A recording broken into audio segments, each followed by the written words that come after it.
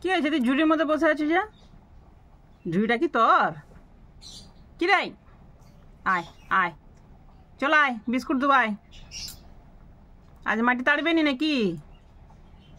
আজ কাজ মাজ নাই?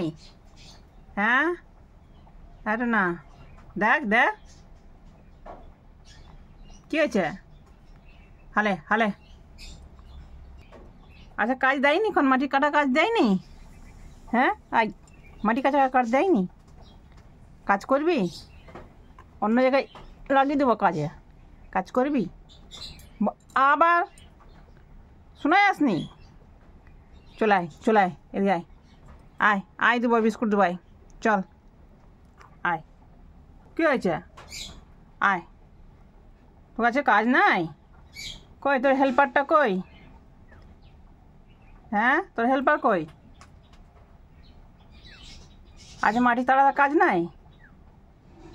আয় চল আয়, পুরো ঘরটাকে বর্ষাকালে একদম তেড়ে তেড়ে রাখিয়ে দিচ্ছে একদম, পান গুটকা হয়ে যাচ্ছে একদম, মুখটা এমনি এমনি করছে দেখ।